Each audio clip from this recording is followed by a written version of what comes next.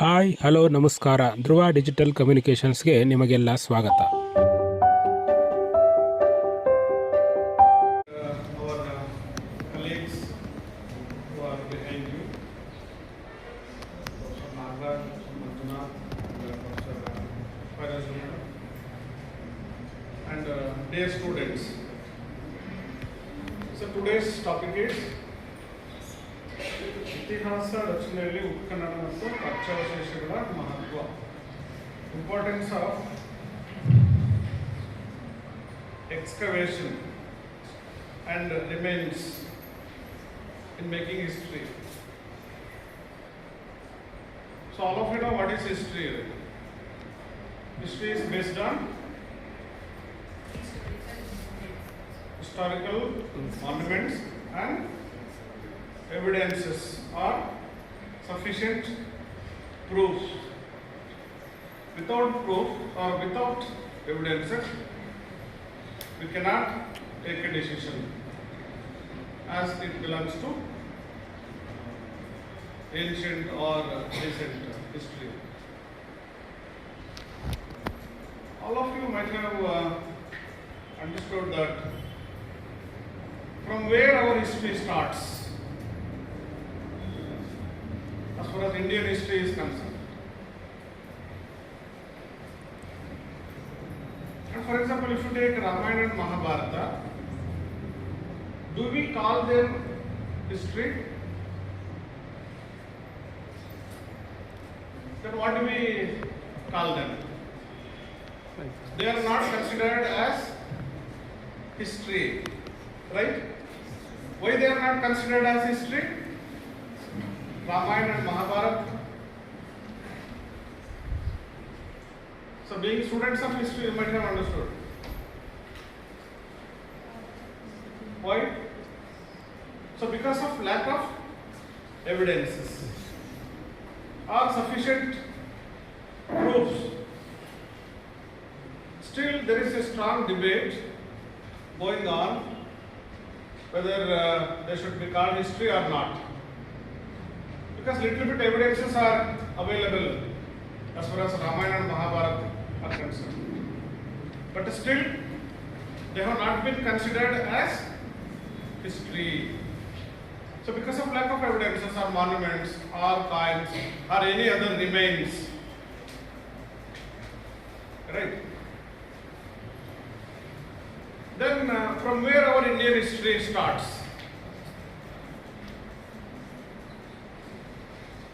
All of you might have heard about the Indus Valley civilization. Indus Valley civilization. From there, our history starts. Over there, who are the inhabitants of this nation? Are original inhabitants of this country. Who are the original inhabitants of this country? ಈ ಭಾರತದ ಮೂಲ ನಿವಾಸಿಗಳು ಯಾರು? ದ್ರಾವಿಡಿಯನ್ಸ್.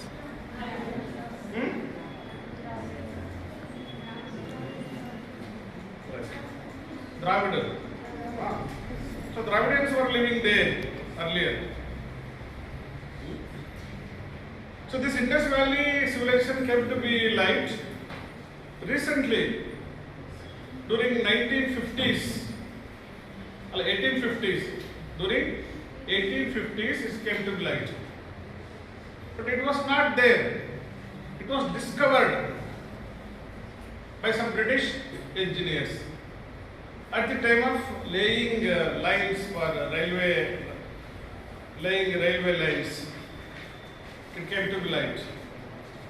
And they were taking bricks from Harappa Mount. So at the time it came to be light. Then in 1921, you might have heard about Dayaram Sahani in 1921. He started excavating the Harappa site. Then he found something. After Dayaram Sahani, R.D. Banerjee started in 19 22. After the R.D. Banerjee, then Sir Jones Marshall, they started in 1923 onwards. So then only it came to light. So then from Indus Valley civilization, we come to know that who are the people living and what were the grains used or what type food was taken at that time, and about their clothes, activities, art, architecture, and the used stones or weapons, etc., jewelers, etc. So because of this reason, we came to know that there were Dravidians who were living there. So later on, because of some reasons, it was destroyed. The Harappa and Mohenjo-daro civilization was completely destroyed. So because of various reasons, I think one of the reasons may be flood or natural calamities. So because of this, it was completely destroyed. So you might have seen Harappa and Mohenjo-daro, how these cities were built during that time. It was well constructed.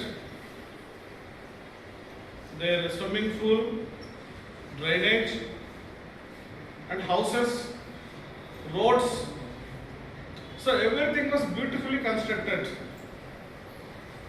In such a civilization, Dravidians were the people who were living in that civilization. After that, what happened? Excavation means scientific digging of the earth. It should be done scientifically, layer by layer. Then you will find something or remains of the ancient remains. You will find ancient remains. Maybe it could be jewelers or potteries or some grains or coins or inscriptions or even stupas. You may find different things in different places. Later on we come to know that this civilization was destroyed by the Aryans. In some books, as I have referred, this Indus Valley civilization was completely destroyed by the Aryans. Where did they come from? Middle East. They're from Middle Asia. Middle East. Middle East. So why did they started moving from different parts of the country? Because of natural calamities took place in Middle East. So because of this reason, they started moving to the different parts of the countries. So likewise, a particular team started coming from Himalayan two caves, Khyber and Golan. Through these caves, they entered India and they started settled here and started living there. After you might have heard about the war took place between the Aryans and the Dravidians.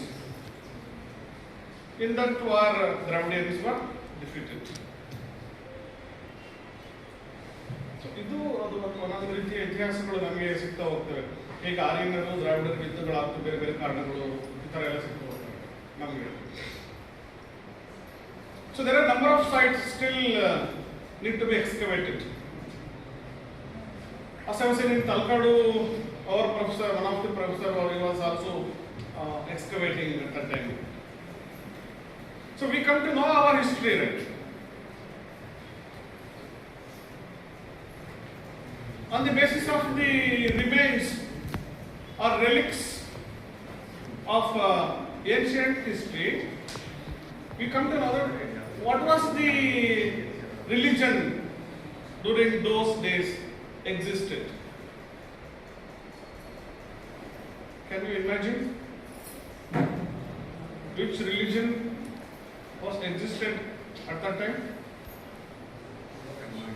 if you go on digging there, you will find stupas or statues of Buddha, because it is the original religion of India. our country. So this is the original religion of our country, which originated in this country. Therefore, number of followers were there. And because of excavation, you will come to know that how the Buddhist empire extend, or the extent of Buddhist or Mauryan empire. Even near Malkamur, there was a place called Hppcgfgc. Yes, sir. Right? Brahmagiri. So we come to know that the Mauryan empire was extended, because they had trade and commerce with those people. Right? So nowadays, what has happened to Buddhism? It is not existed in India, but still it is there. But majority of Buddhist followers are in Taiwan, Sri Lanka, or China, Japan. or Japan. They are following Buddhism, but it is in our country. It is not existed. It is there, but very less number of followers. As far as Hinduism concerned, who gave the word Hindu? The word given by Yes. the Persians. Yes. Right? Persians used the word Hindu. Instead of using Sindhu, they use the word Hindus. It is given by Persians or the Muslims. Still they are using. Hinduism is not at all a religion. This religion is not at all existed.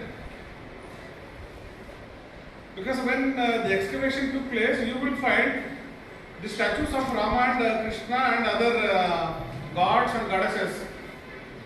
But if you dig more and more, you will find the statues of Buddha. Buddha. So that means Buddhism was existed earlier. So later on, Hinduism came to be established. Right? So Hinduism is not at all a religion. As far as in the words of Gandhi, it is nothing but a way of life. Hinduism is nothing but a way of life. Right. To tell you this, or in detail, the role of excavation and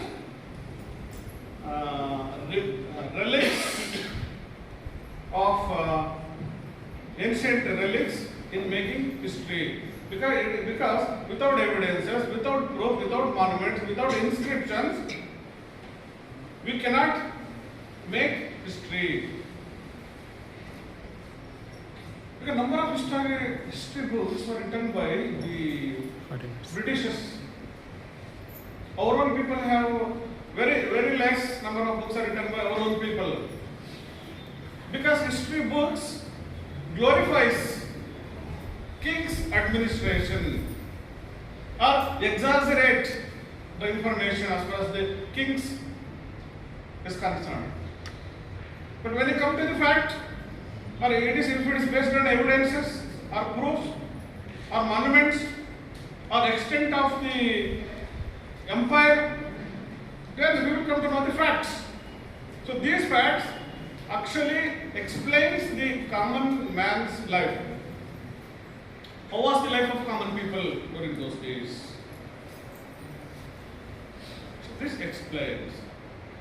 So therefore, in making history, the ancient remains or relics or the monuments or the stupas or inscriptions or epigraphs, which are very important in making history.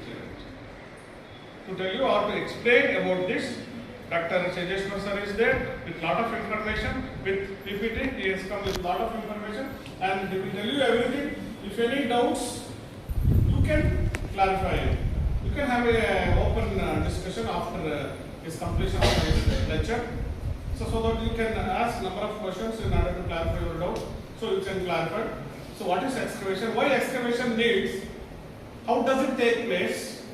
And what are the layers of excavation? So everything he is ready, he has come with information. And the role of the inscriptions or the remains of ancient. Nice! Oh no, So he she's will in tell you danger! everything. I will help her! Therefore, I request to all of you to listen to him very carefully and make use the information. And at the end, I congratulate the head of the Department of History, Dr. Suresha, for organizing this kind of program and selecting this kind of topic, especially for the students, because you have to know a lot of information about the excavation and the relics of ancient history, in making history, which are very, very important. If you write history, you will write proper or correct information. Right? If it is written by the others, it is not known whether it is correct or not. Therefore, in order to verify, the historical remains are needed. Without historical inscriptions or documents, you cannot make history. History should be rewritten. Therefore, there is a saying that history should be rewritten. It is not proper that if it is written by the Britishers or some foreigners, you must write your own history, right? So, therefore, in order to brief or tell you everything, Dr. Sejaswari